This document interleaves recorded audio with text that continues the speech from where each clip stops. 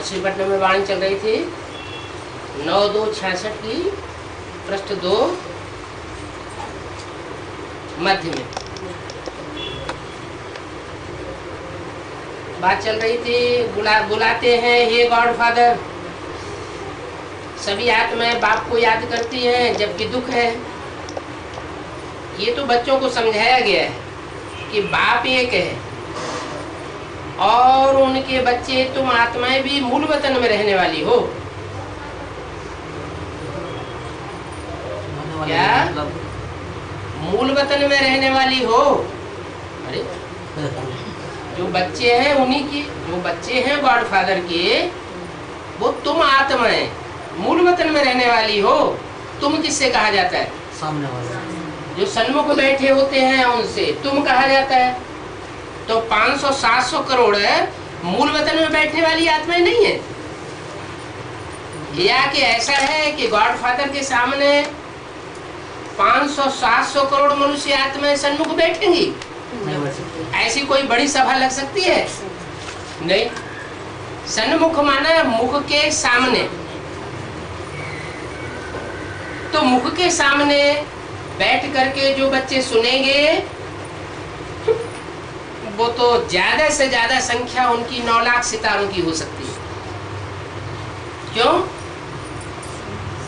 Practical में 9 लाख भी नहीं होंगे, प्रैक्टिकल में होंगे 4.5 लाख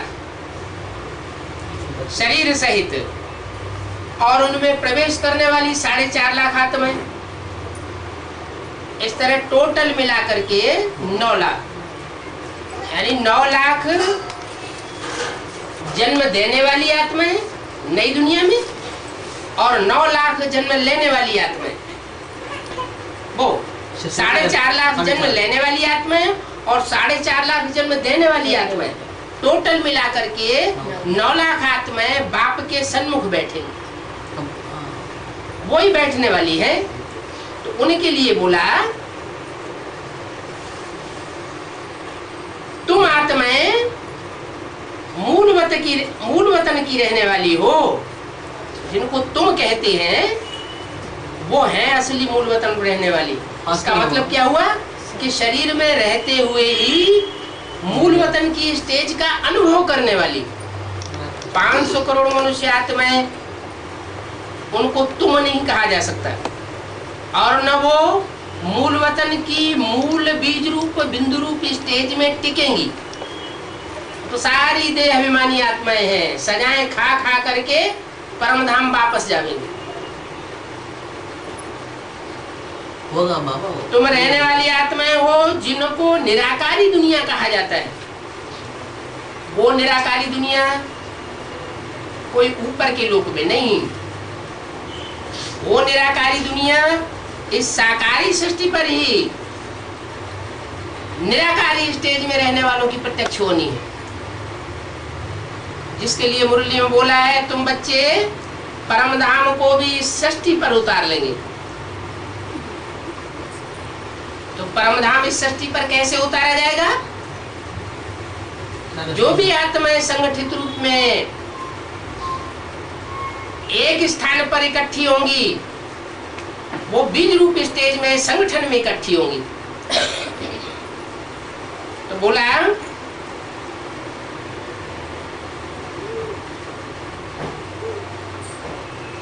सब आत्माएं एक्टर्स अविनाशी हैं। जहां हम आत्माएं निवास करती हैं वो मूल वतन है। हे बच्चों, हे आत्माएं, तुम्हारा घर वह शांति धाम है जहां से तुम पार्ट बजाने आए हो। वह शांति धाम जहां से तुम पार्ट बजाने आए हो। पार्ट बजाने मूल वतन से कहाँ आते हैं? साकार दुनिया में तो आते हैं, साकार शरीर से आते हैं, लेकिन सुखधाम में आते हैं या दुखधाम में आते हैं? सुखधाम में आते हैं। तो जो सुखधाम सतयुग होगा वो सतयुगी सुखधाम ऐसा तो नहीं होगा जैसा चित्रों में दिखाई दिया है तथाकथित ब्रह्मा कुमार कुमारियों ने कि ऊपर से स्टार आए और नीचे आकर के प्रिंस प्रिंसेस बन गए? ऐसे तो हो नहीं सकता। कोई छू मंत्र काली थोड़ी ही है। माना इस शरीर से ही कुछ मनुष्य आत्माएं निराकारी स्टेज धारण करके लंबे समय तक अपने शरीर को रिजुविनेट करेंगी। जब निराकारी स्टेज लंबे समय की बनेगी तो उस समय निसंकल्प स्टेज होने से वाइब्रेशन भी ऐसे निसंकल्पी स्टेज के बन जाएंगे। निराकारी, निर्विकारी, निरहंकारी। और जब ऐसा वाइब्रेशन बनेगा संगठित रूप में तो उनकी काया भी कंचन होने लगेगी। ये शरीर ही रिजुविनेट होने लगेंगे। इसलिए बाप कहते हैं मैं ऐसा सर्जन हूं जो तुम्हारे शरीर को कंचन काया बनाता हूं। ऐसा धोबी हूं जो तुम्हारे कपड़े को धो करके एकदम पवित्र साफ बना देता हूं। पतित शरीर को पावन बनाए देता हूं। आत्मा भी पावन बनती है और शरीर भी पावन बनता है। तो वो मूल वतन जहां साकारी स्टेज में आत्माएं रहेंगी, साकारी स्टेज से जब नीचे उतरेंगी तो जरूर जो वैकुंठ स्थापन होता है सुखधाम, क्योंकि सुखधाम और शांति धाम के गेट साथ साथ खुलते हैं। तो जो जो आत्माएं उस निराकारी स्टेज में, परिपक्व स्टेज में पहुंचती जाएंगी, पवित्र बनती जाएगी, वो सुखधाम का भी अनुभव करती जाएगी। वो मूल वतन अलग स्थान पर होगा और सुखधाम अलग स्थान पर होगा। सुखधाम की स्थापना कहाँ होनी है? यमुना के कंठे पर दिल्ली में। और मूल वतन कहाँ होगा? जरूर तपस्या धाम में होगा, जिसे कहते हैं आबू अब्बा का घर। तो आबू अब्बा का घर तो माउंट आबू ही है। इससे ज्ञान की शुरुआत भी वहां से हुई थी, सेवा भी वहां से शुरुआत हुई थी। और सेवा का जो रिजल्ट है कि सारी दुनिया की मनुष्य आत्माओं की बुद्धियोग जिस स्थान पर लगेगा वो स्थान भी वही होगा। तो ये बेहद का नाटक है। 500 करोड़ मनुष्य सब इस ड्रामा के एक्टर्स हैं। ये ड्रामा भी अविनाशी है, एक्टर्स भी सब अविनाशी है, सबका पार्ट भी अविनाशी भरा हुआ है।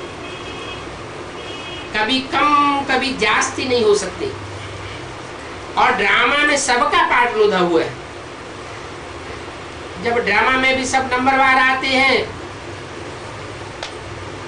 जो दुनियावी ड्रामा होता है, ऐसे नहीं कि सारे एक्टर्स एक साथ आ जाते हैं। वो है हद का ड्रामा और ये है बेहद का। ये हद के बायोस्कोप आदि भी नहीं थे, अभी निकले हैं। ये किस लिए अभी निकले हैं? पहले तो नहीं थे। 200-300 वर्ष पहले ये हद के बायोस्कोप फिल्म वगैरह जो निकले हैं वो इसीलिए निकले हैं कि हमें समझाने में सहज हो जाए।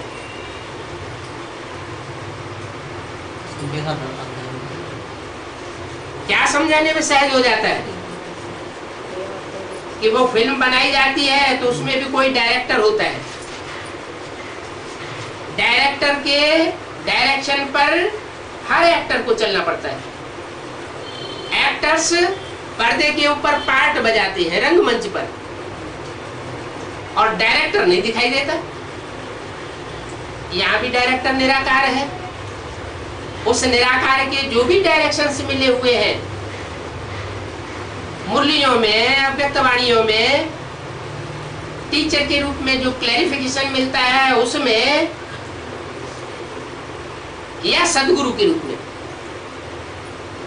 वो सारे ही डायरेक्शंस नंबरवार पुरुषार्थ अनुसार एक्टर्स अपने जीवन में उतारते हैं। तो नंबरवार एक्टर्स हैं। वो बायोस्कोप हद का है, उसमें हद के एक्टर्स होते हैं, और ये बेहद के एक्टर्स वाला बायोस्कोप है। बेहद का बायोस्कोप कहो, बेहद की फिल्म कहो, बेहद की रिहर्सल कहो, बेहद की शूटिंग कहो, बेहद की रिकॉर्डिंग कहो, वो अभी संगम युग पर हो रही है। तो उस ड्रामा में भी नंबरवार आते हैं, इस ड्रामा में भी नंबरवार आते हैं। तो ये भी जो समझाने के लिए, सहज करने के लिए दुनियावी बायोस्कोप आदि निकले हैं, वो हद के ड्रामा भी हूबहू रिपीट होते हैं, कुछ भी फर्क नहीं पड़ता है। शूट हो गया, इसमें बदली नहीं हो सकती है। ये भी बेहद का ड्रामा है।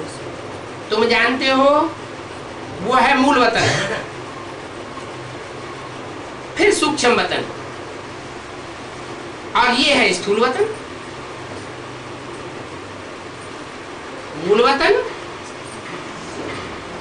फिर सूक्ष्म वतन। मूवी चलती है। पहले बायोस्कोप भी ऐसा होता था जिसमें आवाज नहीं होती थी, सिर्फ मूवी होता था। ब्राह्मणों की संगम की दुनिया में भी पहले सिर्फ साक्षात्कार में जाते थे, मूवी चलती थी। अंत में जब ये ड्रामा फाइनल होने को होता है तो प्रैक्टिकल पार्ट भी संपन्न हो जाता है। अभी जो शूटिंग हुई है वो ब्रह्मा के द्वारा, दूसरी मूर्ति शंकर के द्वारा, वाचा तक सीमित है, भाग दौड़ तक सीमित है। लेकिन मनसा के द्वारा जो श्रेष्ठ सर्विस होनी है वो फाइनल स्टेज है, वो शूटिंग भी अभी होने वाली है।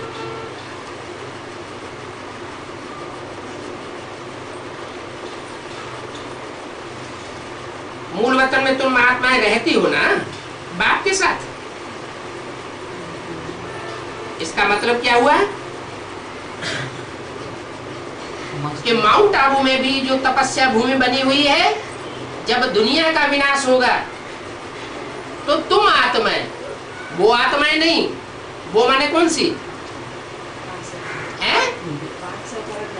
500 करोड़ भी नहीं, 33 करोड़ भी नहीं, 10 करोड़ जो त्रेता के अंत तक आने वाली है वो भी नहीं, 2 करोड़ जो त्रेता, दो सतयुग के आदि में, सतयुग के अंत तक आने वाली है वो भी नहीं, जो दूसरे जन्म में, सतयुग के दूसरे जन्म में होंगी वो भी उस समय मौजूद नहीं होंगी माउंट आबू में। क्या? सिर्फ 9 लाख आत्माएं मौजूद होंगी, उनमें तुम बच्चे हो। जो गायन है 9 लाख सितारे, वो सितारे होते हैं आसमान के जड़ सितारे जो चमक मारते हैं, और तुम हो धरती के चैतन्य सितारे जो ज्ञान की चमक मारते रहेंगे दुनिया में। सारी दुनिया तुम्हारी ज्ञान की चमक को देख करके चमत्कृत होती रहेगी।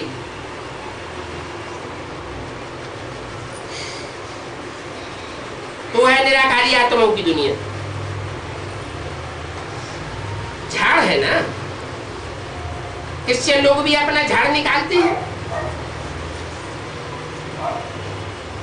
वो है शांति धाम, वहां से आत्माएं आती हैं। पाठ भजन, आत्मा एक शरीर छोड़ दूसरा लेती है, आत्मा ही बैरिस्टर आदि बनती है, इसको आत्मा अभिमान कहा जाता है। मनुष्य फिर देह अभिमानी बैठ बन जाते हैं। तो बाप बैठ समझाते हैं कि लेप छेप आत्मा पर लगता है, इस शरीर के ऊपर लेप छेप नहीं लगता है। जो भी आत्माएं शरीर छोड़ती है तो ऐसे नहीं कि शरीर में लेप छेप लग जाता है, नहीं। शरीर छोड़ने के बाद आत्मा जहीं कहीं भी जाती है दूसरा चोला धारण करने के लिए, वो अपना लेप छेप सूक्ष्म शरीर के साथ ले जाती है। अच्छे व बुरे संस्कार सब आत्मा में रहते हैं।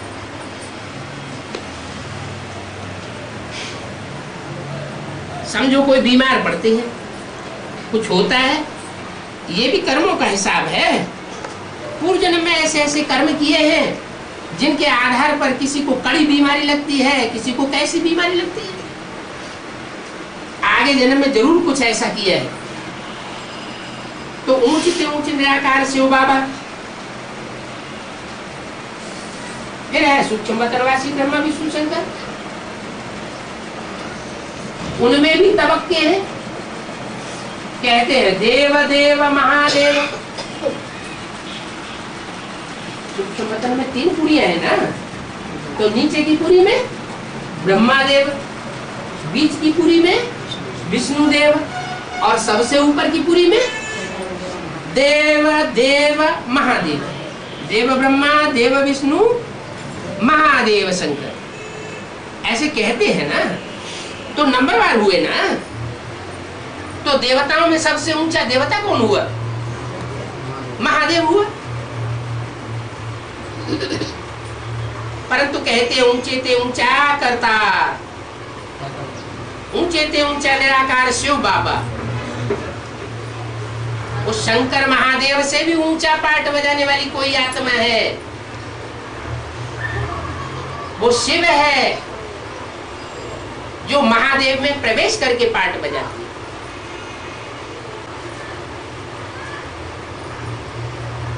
उन देवताओं की होती है आकारी दुनिया, ब्रह्मा विष्णु शंकर। त्रिमूर्ति ब्रह्मा का भी चित्र देखा होगा,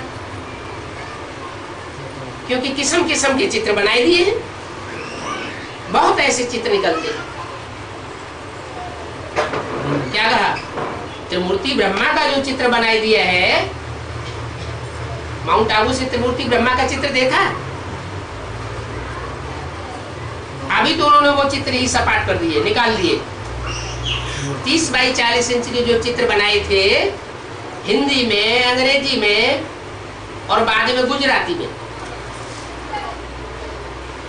उन चित्रों में त्रिमूर्ति में फीचर को ध्यान से देखा जाए, चेहरे को, तो जो ब्रह्मा का चेहरा है वो ही विष्णु का चेहरा दिखाई दिया है, और जो ब्रह्मा विष्णु का एक चेहरा है वो ही शंकर का चेहरा दिखाई दिया है। अंतर क्या है? ब्रह्मा के चेहरे में मूछें है, विष्णु के चेहरे में मूछें नहीं दिखाई गई है, और शंकर के चेहरे में भी मूछें नहीं दिखाई गई, सिर्फ दृढ़ता दिखाई गई।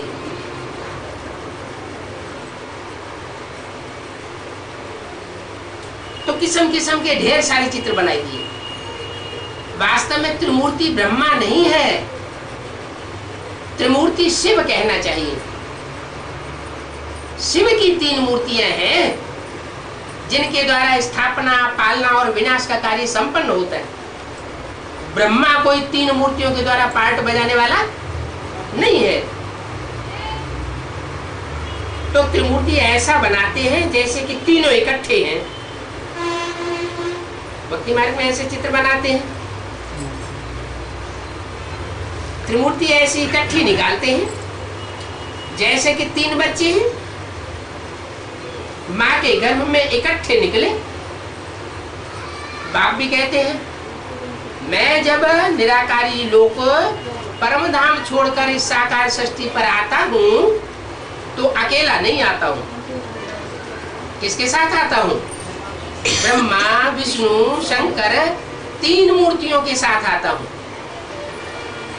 माना 4 आत्माएं एक साथ इस सृष्टि रूपी रंगमंच पर उतरती हैं पाठ बजाने के लिए। यज्ञ के आदि में भी वो 4 आत्माएं थी। ब्रह्मा की सोल माना जगदम्बा,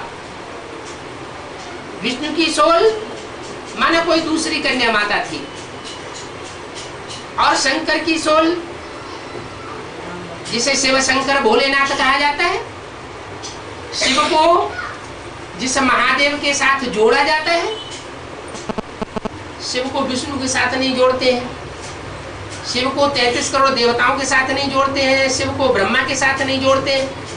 कहीं सुना शिव ब्रह्मा? कहीं सुना शिव विष्णु? नहीं सुना ना। क्या सुना? शिव शंकर भोलेनाथ कहा जाता है।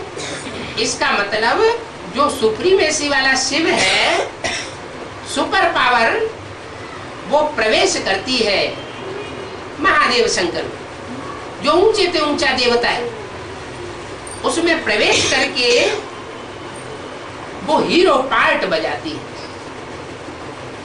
संपन्न होती है, तो नारायण के रूप में संसार में प्रत्यक्ष हो जाती है। इसलिए ब्रह्मा की भी ग्लानि शास्त्रों में लिखी है, विष्णु की भी शास्त्रों में ग्लानि लिखी है, शंकर की भी शास्त्रों में ग्लानि लिखी है, लेकिन किसकी ग्लानि नहीं है? विष्णु की ग्लानि है, नारायण की कोई ग्लानि नहीं है। कहीं नारायण की शास्त्रों में ग्लानि है क्या? कोई ग्लानि नहीं। इसका मतलब नारायण है जो हमारा जीवन का लक्ष्य है, नर से नारायण, वो संपन्न स्टेज है।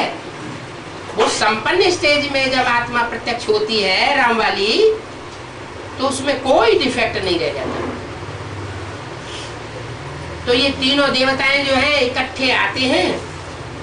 अब ब्रह्मा विष्णु शंकर हुआ है सूक्ष्म वतनवासी। अब कब की वाणी है ये? वाणी कब की है? 9 फरवरी 66 की। उस समय तो ब्रह्मा बाबा मौजूद थे। उस समय बताया कि अभी ब्रह्मा विष्णु शंकर वह सूक्ष्म वतनवासी है, माने तीनों की मनन चिंतन मंथन वाली सूक्ष्म स्टेज थी उस समय तक भी। अच्छा, फिर शंकर को पार्वती दिखाते हैं। शास्त्रों में तो दिखाया है।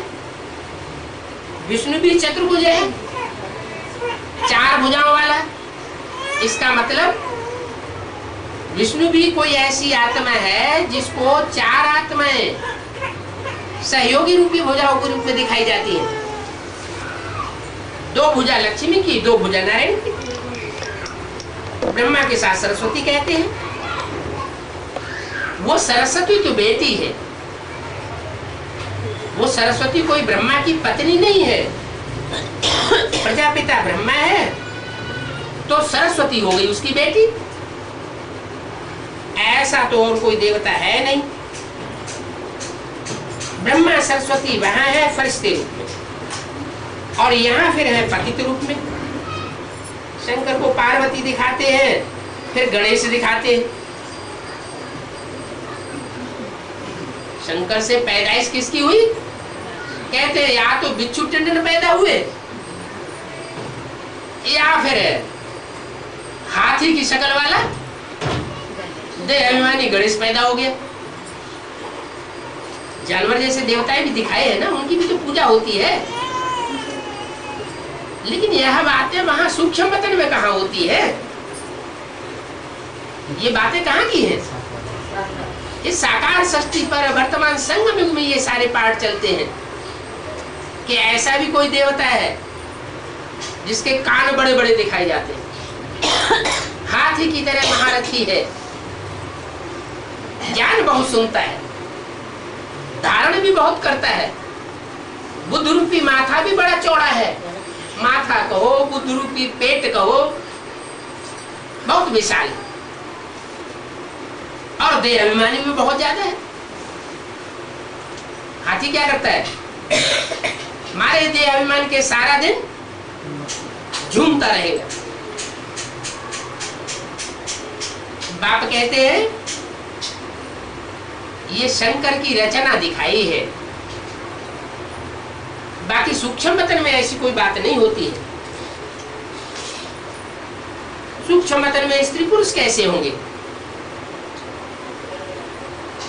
वहां स्त्री पुरुष की तो ऐसी कोई बात ही नहीं।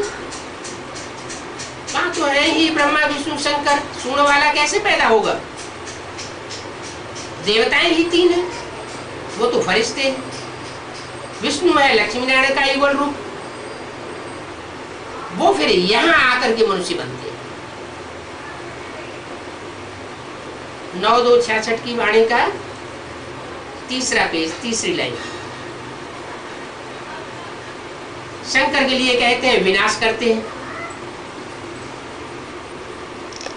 शिव का कोई रूप नहीं दिखाते हैं, वो अरूपी दिखाई दिया है, निराकार दिखाते हैं, कहते हैं शिव है निराकार। ब्रह्मा विष्णु शंकर आकारी दिखाते हैं। ब्रह्मा और विष्णु को तो अच्छी रीति जानते हो क्या? ब्रह्मा को भी जानते हो और विष्णु को भी अच्छी रीति जानते हो। कैसे? हम जानते हैं, क्या जानते हैं कि सतयुग में तो बाद में लक्ष्मी नारायण बनेंगे, लेकिन संगम युग में जो लक्ष्मी नारायण नर से नारायण बनते हैं उनके 2 बच्चे भी पैदा होते हैं, राधा कृष्ण, जो बड़े होकर लक्ष्मी नारायण 16 कला संपूर्ण बनते हैं। वो कोई दूसरी आत्माएं नहीं है, ब्रह्मा सरस्वती की ही आत्मा है। जो सतयुग के आदि में राधा कृष्ण के रूप में होती है और उनको जन्म देने वाले जो संगम युगी लक्ष्मी नारायण है, जो नर से डायरेक्ट नारायण और नारी से डायरेक्ट लक्ष्मी बनते हैं, वो वही आत्मा है जो त्रेता युग में राम सीता कही जाती है। वही अंतिम जन्म में आके शंकर पार्वती के रूप में प्रत्यक्ष होते हैं। तो 4 आत्माओं का कॉम्बिनेशन जो है वो विष्णु कहा जाता है। उसको भी तुम अच्छी तरह जानते हो। प्रजापिता ब्रह्मा वो तो मनुष्य ही ठहरा, क्योंकि प्रजापिता तो सूक्ष्म बदन में होता नहीं। जहां प्रजा होगी वहां प्रजा का पिता भी होगा। उनके तुम बच्चे हो, बीके कुमार कुमारियां, और विष्णु तो तुम्हारी है ही एम ऑब्जेक्ट। मन मना भव मत्यादि भव। मेरे संकल्पों में अपने संकल्पों को तिरोहित कर दे, माने संकल्प मात्र भी तेरे मेरे संकल्पों के विपरीत न चले। तो वाचा और कर्मेंद्रियों के विपरीत चलने की तो बात ही नहीं होनी चाहिए। जब ऐसी स्टेज बन जाती है तो उस आत्मा के द्वारा जो भी कर्म होते हैं, मनसा के हो चाहे वाचा के हो चाहे कर्मणा के हो, वो मध्याजी भव होते हैं। माने जो भी कर्म करेगा विश्व कल्याण के कार्य में ईश्वरीय श्रीमत के अनुसार ही करेगा, स्वार्थ के लिए नहीं कर सकता। तो मन मना भव मत्याजी भव, तुम यह स्टैम्प्स बनवाएंगे। विष्णु के रूप लक्ष्मी नारायण भी जन्म मरण में आने वाले ठहरे।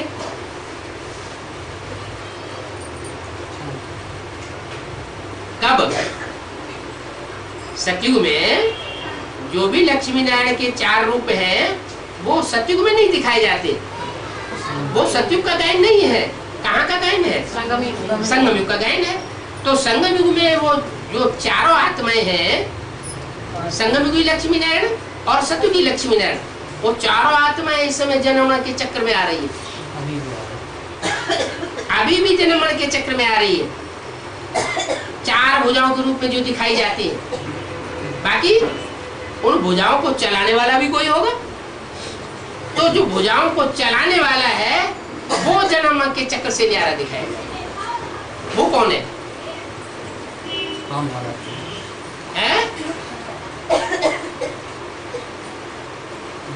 ब्रह्मा के 2 रूप। ब्रह्मा के 2 रूप। एक ब्रह्मा जिसने ब्राह्मण धर्म की रचना की, 69 में शरीर छोड़ दिया, और वही ब्रह्मा शरीर छोड़ने के बाद कोई माता में प्रवेश करता है और माता में प्रवेश करके स्वर्ग के द्वार खोलने के निमित्त बनता है, तो उसे कहते हैं जगदम्बा।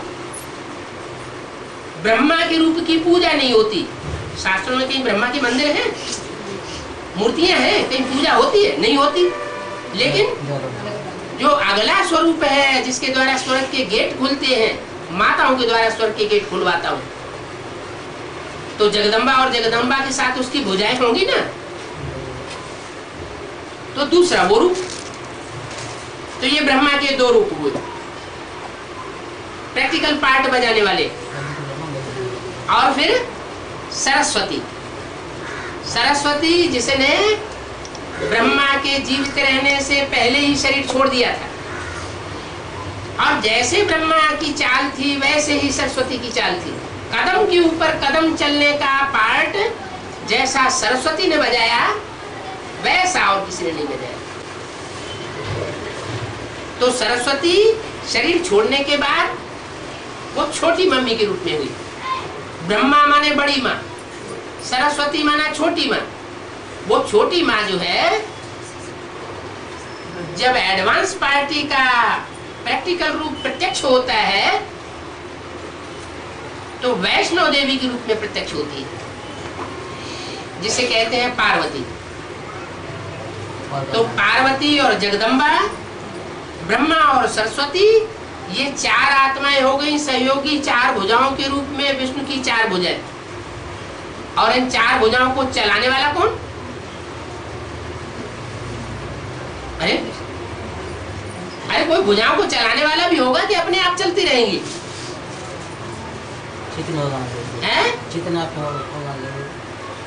शंकर, राम वाली आत्मा। भुजाएं तो नीचे होती है और आत्मा की स्टेज तो ऊपर होती है। तो विष्णु चतुर्भुज में चार आत्मा रूपी भुजाएं हैं जो सहयोगी है, और एक चलाने वाला। तो ये आत्माओं का जो कॉम्बिनेशन है वो विष्णु चतुर्भुज कहा जाता है। तो बोला विष्णु के रूप लक्ष्मी नारायण जनमरण में आने वाले ठहरे। क्या कहा? ये चारों भुजाएं जो है सहयोगी के रूप में जो पार्ट बजाने वाली है, वो चारों जनमरण के चक्र में अभी भी आ रही है। माने जगदम्बा के रूप में जो संसार में प्रत्यक्ष होगी, वो भी निश्चय अनिश्चय रूपी जनमरण के चक्र में आ रही है। और पार्वती के रूप में जो प्रत्यक्ष होगी वैष्णो देवी के रूप में, जिसमें छोटी मम्मा प्रवेश करती है, ओम राधे, वो भी जनमरण के चक्र में आ रही है। जनमरण का चक्र माना निश्चय और अनिश्चय का चक्र। बाप के पार्ट पर निश्चय बैठा माना जन्म हुआ, और बाप के पार्ट के ऊपर निश्चय उड़ गया माना मृत्यु होगी। इसलिए बोला विष्णु के रूप लक्ष्मी नारायण भी जनमण में आने वाले ठहरे। कब ठहरे? सत्युग त्रेता द्वापर कलयुग में नहीं, संगम युग में। उनके तुम बच्चे हो। ब्रह्मा विष्णु, ब्रह्मा सरस्वती भी मनुष्य हैं, वो भी जनमण में आते हैं। वहां है ही सिर्फ 3 देवताएं, और कोई देवता है नहीं। प्रजापिता ब्रह्मा के तो 84 जन्म है। क्या कहा? प्रजापिता ब्रह्मा के तो 84 जन्म है, पूरे 84 जन्म ऑलराउंड पार्टधारी है। और ब्रह्मा के पूरे 84 जन्म नहीं कहेंगे, क्योंकि 69 में शरीर छोड़ दिया। उसके बाद अभी ये 50 वर्ष उनको कोई शरीर साकार में नहीं मिल रहा है, तो 50 वर्ष उनके कम हो जाते हैं। तो बोला प्रजापिता ब्रह्मा के तो 84 जन्म है, विष्णु के भी 84 जन्म है, क्योंकि ब्रह्मा सरस्वती से लक्ष्मी नारायण बनती है।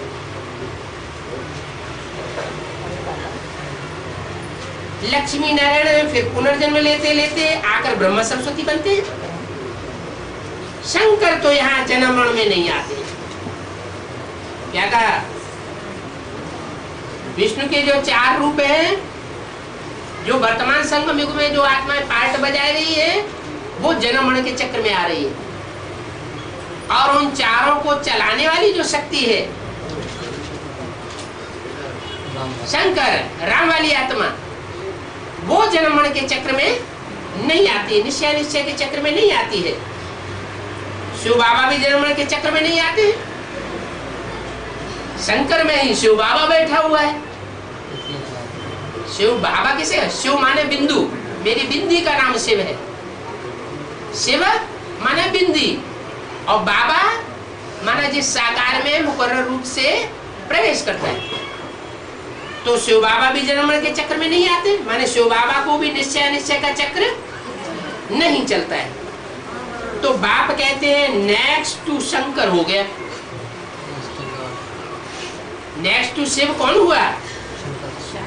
नेक्स्ट टू शिव हुआ शंकर, क्योंकि वो जन्म मरण में नहीं आता।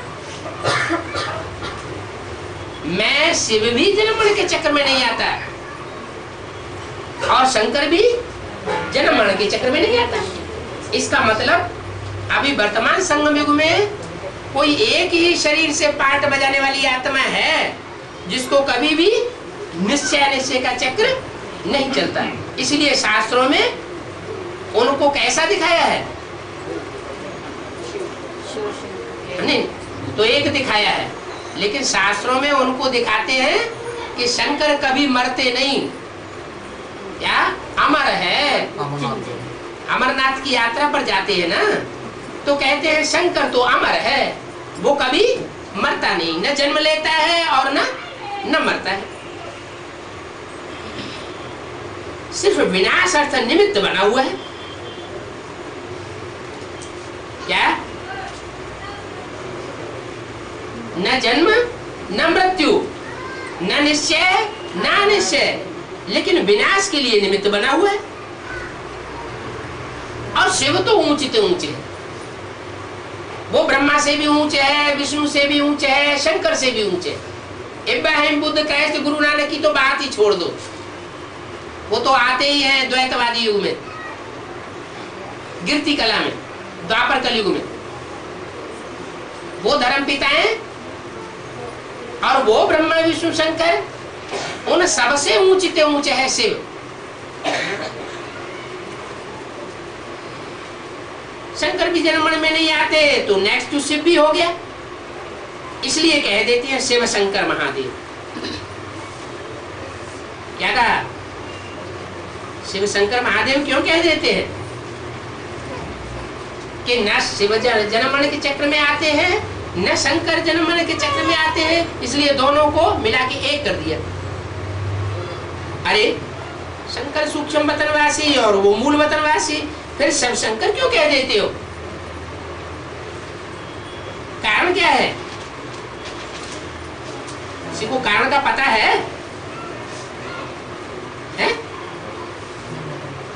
वो मूल वतन का रहने वाला कौन? शिव। और शंकर सूक्ष्म स्टेज में रहने वाला, मनन चिंतन की सूक्ष्म ध्यान में ही स्टेज में रहता है। तो दोनों को एक क्यों कर दिया है?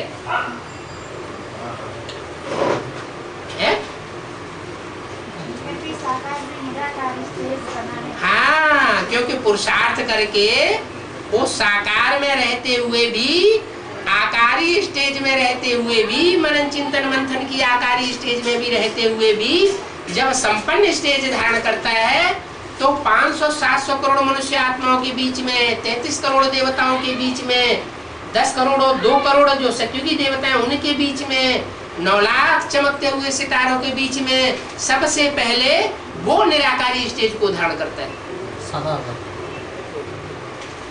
और एवरलास्टिंग निराकारी स्टेज को धारण करता है। उसको कोई मृत्यु पाते हुए देखता ही नहीं, और वो सबकी मृत्यु पाते हुए देखता है, क्योंकि सब जन्म मरण के चक्र में आते हैं। विष्णु भी जन्म मरण के चक्र में आता है, ब्रह्मा भी विष्णु जन्म मरण के चक्र में आता है, सरस्वती भी जन्म मरण के चक्र में आती है, जगदम्बा भी जन्म मरण के चक्र में आती है, निश्चय निश्चय के चक्र में आती है। लेकिन शंकर जन्म मरण के चक्र में नहीं आता, अनिश्चय बुद्धि कभी नहीं होता, इसलिए उसकी निराकारी स्टेज पहले पहले जल्दी बन जाती है। तो बाप समान हो गया ना, बाप है शिव, जो बाप समान शिव स्टेज को बनाता है। कैसी स्टेज? निराकारी, निर्विकारी, निरहंकारी। तो जो बाप समान हो गया, वो दोनों मिलकर के एक हो गए, उनको कोई अलग अलग कर नहीं सकता, क्योंकि स्टेज ही एक जैसी हो जाती। और जब स्टेज एक जैसी हो जाती तो शिव का काम जैसे समाप्त हो जाता है। बाप का काम बच्चा संभाल लेता। जो शिव बाप का काम, बच्चा जब योग्य हो जाता है तो वो सृष्टि संचालन का कार्य उसको सौंप देते हैं। बाप साक्षी हो जाते हैं और बच्चा साथी हो जाता है। जो सबसे बड़े बच्चा है, जिसे देवदेव महादेव कहते हैं, वो बच्चों का, बाकी 500 करोड़ बच्चों का साथी हो जाता है। तो कारण क्या है कि शिव शंकर को मिलाकर एक कर दिया है। शिव शंकर क्यों कह देते हैं? क्योंकि ब्रह्मा सरस्वती तो जन्ममण में आने वाले, लक्ष्मी नारायण भी जन्ममण में आते हैं मनुष्य सृष्टि में। बाकी शंकर तो वहां बैठा हुआ है, वह पुनर्जन्म में नहीं आता, वो ऊंची स्टेज में ही रहता है। उनके लिए कहते हैं आंख खोलने से विनाश कर देते हैं। क्या? उनकी अगर आंख खुल गई तो क्या हो जाएगा? वो दुनिया का विनाश हो जाता है। इसलिए उनकी आंख बंद ही बनी रहे तो ज्यादा अच्छा है, ध्यान में बैठे रहे तो और अच्छा। कहते हैं कि आंख खोलने से विनाश कर देते हैं। बाप भी पुनर्जन्म में आने वाला नहीं है, वो तो आते ही है थोड़े टाइम के लिए, सिर्फ संगम युग में आते हैं। वो निराकार शरीर, ना सूक्ष्म शरीर लेते हैं। कौन? शिव ना निराकार आकारी शरीर लेते हैं, ना साकारी शरीर लेते हैं, वो तो लौंग पर लेते हैं। कहते हैं मैंने इनमें प्रवेश किया है। इनमें प्रवेश, इसमें नहीं, इसमें या इनमें?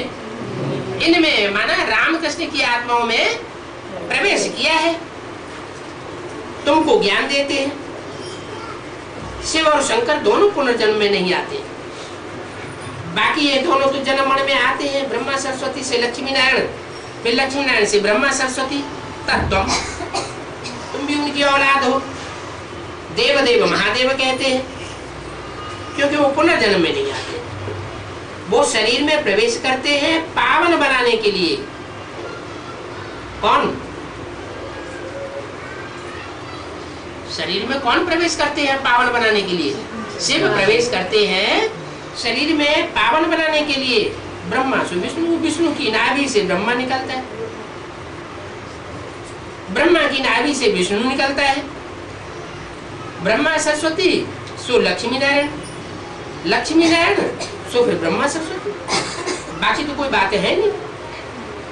अर्जुन व लड़ाई आदि का मैदान है नहीं। उन्होंने तो अर्जुन को दिखाई दिया है, लड़ाई का मैदान दिखाई दिया है, कुरुक्षेत्र। वास्तव में कुरु माना कर्म, क्षेत्र माना फील्ड, कर्म करने का फील्ड, युद्ध स्थल। तो ये दुनिया इस समय कर्म भूमि है, अच्छे और बुरे कर्म करने का युद्ध स्थल है। जो बुरे कर्म करने वाले हैं, आसुरी मत पर चलने वाले हैं, और जो अच्छे कर्म करने वाले हैं और श्रीमत पर चलने वाले हैं, दोनों की युद्ध स्थली हो गई। उसका नाम शास्त्रों में दे दिया कुरुक्षेत्र। बाकी ऐसा कोई क्षेत्र नहीं है जो दिल्ली के पास वो जो शहर दिखाया हरियाणा में कुरुक्षेत्र, वहां कोई महाभारत युद्ध हुआ हो और वहां 18 अक्षौणी सेना इकट्ठी हुई हो। 18 अक्षौणी सेना में लाखों की तादाद में और करोड़ों की तादाद में आबादी दिखाई गई है, जानवरों की, रथाधीशों की, घुड़सवारों की, पैदल सवारों की। वो तो सारी दुनिया की जितनी आबादी है वो 18 अक्षौणी हो पाती है। उस मैदान में इतने सब इकट्ठे नहीं हो सकते। तो ये सब दिखाया हुआ है, बाकी लड़ाई आदि की कोई बात नहीं है। अर्जुन के रथ में प्रवेश किया, वो कोई एक अर्जुन की बात नहीं है। जो भी पुरुषार्थ का अर्जन करने वाले इच्छुक जिज्ञासु है, या जो ब्राह्मण बच्चे हैं, वो सब नंबरवार पुरुषार्थ अनुसार अर्जुन की स्टेज वाले। रुद्रमाला के मणकों में वो शिव प्रवेश करता है। उन रुद्राक्ष के जो मणके दिखाए जाते हैं उनमें आंख दिखाई जाती है, मुख दिखाए जाते हैं। इसका मतलब कोई बच्चे विशेष हैं जिनमें शिव ने प्रवेश किया है और प्रवेश करके दुनिया को ज्ञान सुनाया है। उनमें एक है मुकर्रर, जिसे कहते हैं रुद्र या महाकाल, और उस स्वरूप के द्वारा सबका प्रतिनिधित्व किया जाता है। बाकी रथ आदि की कोई बात नहीं है, लड़ाई के मैदान की कोई बात नहीं है। अर्जुन व लड़ाई आदि का मैदान होता ही नहीं। गीता पाठशाला लड़ाई के मैदान में होती है क्या? उन्होंने तो लड़ाई का मैदान दिखा दिया कि एक तरफ कौरव यादवों की सेना और दूसरी तरफ पांडवों की सेना, और बीच में भगवान ने अर्जुन का रथ रोक दिया और गीता ज्ञान सुनाना शुरू कर दिया। अब दोनों तरफ युद्ध हो रहा हो, है कसम कस हो रही हो, ऐसे टेंशन के वातावरण में कोई ज्ञान सुनता है क्या? अब वो हिंसक युद्ध की बात ही नहीं, ये तो विकारों का अहिंसक युद्ध है जो परमात्मा बाप आकर के हम ब्राह्मणों की दुनिया में कराते हैं, बाहर की दुनिया की बात नहीं है। दिखाते हैं रथ पर बैठ विराट रूप का साक्षात्कार कराया। अब विराट रूप का मतलब क्या है? विशाल और विकराल रूप। क्योंकि गीता में लिखा हुआ है, मुझे साधारण तन में आए हुए परमात्मा को मूढ़मती लोग नहीं पहचान पाते। तो अर्जुन भी पहले नहीं पहचान पाता, तो और दूसरे कोई क्या पहचानेंगे? जिसके रथ में प्रवेश करता है वही नहीं पहचान पाता। तो आखिरी वो बड़ा रूप, वो महत्व से भरा पूरा रूप, वो भगवान को विराट रूप दिखाना पड़ता है। वो रूप है जिसके सामने सारी दुनिया को झुकना पड़ता है। अभी तुम समझ गए हो, कृष्ण की बातें होती नहीं है। साक्षात्कार की चाबी भी आप कहते हैं कि मेरे पास है। साक्षात्कार कोई दूसरा करा नहीं सकता। भक्ति मार्ग में साक्षात्कार मुझे ही कराने होते हैं। बल किसको? हनुमान का साक्षात्कार होता है, गणेश का साक्षात्कार होता है। ये साक्षात्कार श्रद्धा के अनुसार मैं ही कराता हूं। ये चित्र तो वास्तव में होते नहीं है, मनगढ़ंत चित्र बनाए दिए हैं। नवदा भक्ति करते हैं तो उनकी मनोकामना पूरी कर लेते हैं अल्पकाल के लिए। दिव्य दृष्टि की चाबी किसको मैं देता नहीं हूं। क्या?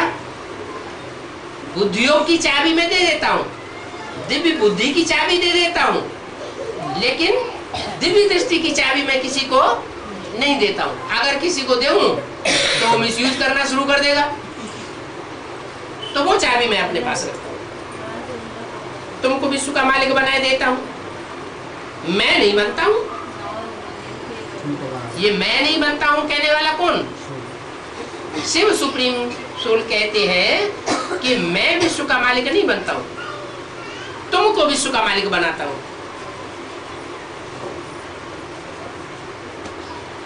फिर तुम भक्त बनते हो, तुमको मुझसे साक्षात्कार होता है। विराट रूप का भी साक्षात्कार कराए रहे। ये है अनेक धर्म। विराट रूप विश्व का ही बनाते हैं। क्या कहा? विराट रूप ब्रह्मा का बना दे, विराट रूप शंकर का बना दे, सरस्वती का बना दे, पार्वती का बनाए दे, सो नहीं। जो विष्णु रूप है, माना है चारों जो ही है, जो भी आत्माएं हैं उनके संस्कार स्वरूप मिलकर के एक हो जाए। जब स्वभाव संस्कार पूरे मिलकर के एक हो जाते हैं, बिल्कुल टकराहट नहीं रहती, तब वो विराट रूप तैयार होता है। ऊपर में चोटी ब्राह्मणों की विराट रूप का भी चित्र ले आओ तो फिर समझा में कितने चित्र बनाए हैं। गणेश अगर होता तो उनकी वंशावली परिवार भी होता। कोई मनुष्यों की दुनिया में ऐसे कोई मनुष्य हैं जिनकी हाथी की सूंड जैसे मनुष्य हो? नहीं, ये तो सिर्फ कवियों की कविता है। अलंकारिक कविता होती है, प्रतीकात्मक कविता होती है, उसके अर्थ होते हैं, बाकी सूंड आदि की कोई बात नहीं, पूंछ वाले हनुमान की कोई बात नहीं, या 6 मुख वाले कार्तिकेय की कोई बात नहीं। जैसे रावण के 10 मुख दिखाते हैं, 10 मत देने वाला रावण, लोगों को रुलाने वाला रावण, पराई स्त्री को चुराने वाला रावण, ऐसा कोई त्रेता में होने वाली बात नहीं है। ये सब संगम युग की ही बातें हैं। इन बातों को समझने के लिए थोड़ा टाइम देना पड़ता है। तो विराट का भी चित्र रूप ले, विराट का चित्र भी ले आओ तो समझा भी। मनुष्य कभी सूंड नहीं हो सकती। ढेर चित्र बनाए दिए, इसमें कुछ रखा नहीं है। इस समय तुम हो ब्राह्मण चोटी, क्या विराट रूप के तुम मस्तक नहीं हो, भुजा समान छत्री नहीं हो, जंघा या पेट समान वैश्य नहीं हो। अभी तुम क्या बनने वाले हो? चोटी समान ब्राह्मण बनने वाले हो, क्योंकि देवताओं से भी ऊंचे है चोटी। चोटी माने पहाड़ की चोटी, सबसे ऊंची स्टेज वाली। तो क्या अंतर है मस्तक समान देवताओं में और चोटी समान ब्राह्मणों में? अंतर क्या है? देवताएं क्यों ऊंच नहीं गाए गए हैं? तुम चोटी समान ब्राह्मण इतने ऊंचे क्यों गाए गए हैं, जिनको ब्राह्मण सो देवता कहा जाता है? कारण कि देवताओं में ज्ञान नहीं होता और तुम बच्चों में ईश्वर का दिया हुआ ज्ञान भी होता है। तुम्हारे साथ ईश्वर साक्षात्कार साक्षात स्वरूप में होता है और देवताओं के साथ ईश्वर नहीं होता है। तो ब्राह्मण ऊंचे ठहरे। ब्राह्मणों के ऊपर है शिव और कोई होता नहीं। जो चोटी है उस चोटी में भी जब गांठ लगाते हैं तो शिवलिंग का रूप बन जाता है, वो सबसे ऊपर है। बोलो शिव निराकारी स्टेज वाला वो सबसे ऊंचा पार्ट बजाने वाला है। शिव बाबा आकर ब्रह्मा द्वारा तुमको ब्राह्मण बनाते हैं, तुमको ब्राह्मण बनाते हैं। उन सबको नहीं ब्राह्मण बनाते हैं जो दूसरे धर्म में कन्वर्ट होने वाले ब्राह्मण हैं। क्या कहा? तुम जो सूर्यवंशी चंद्रवंशी ब्राह्मण हो उनको ब्राह्मण बनाते हैं, उनको नहीं बनाते। किनको? जिनसे मैं बात नहीं करता हूं। तुम बच्चों से बात करता हूं, उनसे बात ही नहीं करता। मैं तो अपने बच्चों से बात करूंगा। तो अपने बच्चे कौन से होते हैं और पराये बच्चे कौन से होते हैं? जो पूरे 84 जन्म लेने वाले 16 कला संपूर्ण बनने वाले देवताएं हैं, जो इसी जन्म में अपना पुरुषार्थ पूरा करके अपने शरीर को रिजुविनेट करके नई दुनिया में जाने वाले और राधा कृष्ण जैसे 16 कला संपूर्ण बच्चों को जन्म देने वाले हैं, ऐसे बच्चे ही मेरे बच्चे। तो उनके लिए बोला तुमको ब्राह्मण बनाते हैं ब्रह्मा द्वारा। ब्राह्मण तुम बनते हो, किस लिए बनते हो? देवता बनने के लिए। अगले जन्म में देवता बनने के लिए नहीं, इसी जन्म में तुम ब्राह्मण से देवता बनते हो। इसलिए ब्राह्मण सो देवताएं गाए जाते हैं। ब्राह्मणों की लोग पूजा करते हैं, ब्राह्मणों को बुला करके खाना खिलाते हैं, पत्र पुष्प अर्पण करते हैं। जैसे देवताओं की पूजा होती है वैसे ब्राह्मणों की भी पूजा होती है। मनुष्य से देवता की करत न लागी बार, माना परमात्मा शिव को मनुष्य से देवता बनाने में 1 सेकंड लगता है। ब्रह्मा से विष्णु बनने में कितना टाइम लगता है? 1 सेकंड। फिर ये इतने साल हो गए ये यज्ञ चलते चलते, सन 36 से ये यज्ञ चलता चला आया है। ये किस खाते में गए? वो वही निश्चय अनिश्चय बुद्धि का चक्र है। ब्रह्मा, सरस्वती, पार्वती या जगदम्बा जो भी मुख्य मुख्य पाठधारी हैं या उनके साथ जो भी पाठ बजाने वाले सहयोगी हैं, जब तक निश्चय बुद्धि नहीं बनते हैं तब तक वो मनुष्य से देवता नहीं बन सकते। और जिस सेकंड मनुष्य से देवता बनते हैं वही सेकंड उनके निश्चय बुद्धि बनने का है। इसलिए इस बात पर इस वाणी में ये खास जोर देकर के बताया गया कि मनुष्यों को देवता बनाने वाला कौन? अरे डॉक्टरों को डॉक्टर कौन बनाता है? वकीलों को वकील कौन बनाता है? इंजीनियर्स की पढ़ाई कौन पढ़ाता है? इंजीनियर की पढ़ाई इंजीनियर पढ़ाएगा, वकीलों की पढ़ाई वकील पढ़ाएगा। तो ब्राह्मणों को देवता कौन बनाएगा? तो जरूर वही देवता बना सकता है जो सब देवताओं में सबसे ऊंचा गाया जाता है, जिसमें सुप्रीम सोल प्रवेश करते हैं और देव देव महादेव का टाइटल लेते हैं। वो अकाल मूर्त कहा जाता है। बाप की महिमा है सत श्री अकाल, वो सत्य है। गॉड इज ट्रुथ कहा जाता है। सतयुग की स्थापना करते हैं सच्ची बात बताकर, और अकाल मूर्त गाया जाता है। कैसी मूर्ति? जिसको काल खा नहीं सकता और सारी दुनिया को काल खा जाता है, लेकिन उसको काल के गाल में जाते हुए कोई देख नहीं पाता। तो वो अकाल मूर्त ऑलराउंड पार्टधारी ही बन सकता है। काल आत्मा को नहीं खाता, काल शरीर को खाता है, शरीरधारियों को खाता है। तो बोला सत श्री अकाल उनको कहा जाता है सदगुरु। वो अकाल मूर्त है, माना साकार रूप में है।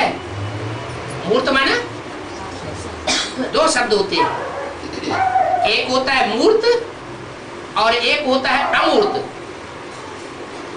दूसरे शब्द में उनको कहो व्यक्त और अव्यक्त। अमूर्त माने जिसकी मूर्ति न हो,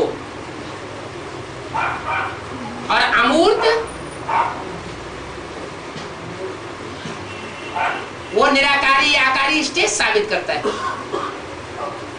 आकारी की भी मूर्ति होती है, माना मूर्त है तो जरूर साकार है। और जो सदगुरु है वो साकार बनकर के सख्त पाठ बजाता है। कहते हैं गुरु का बुलावा काल का बुलावा। ऐसी क्या बात हो जाती है कि सदगुरु सख्त पाठ बजाने वाला है।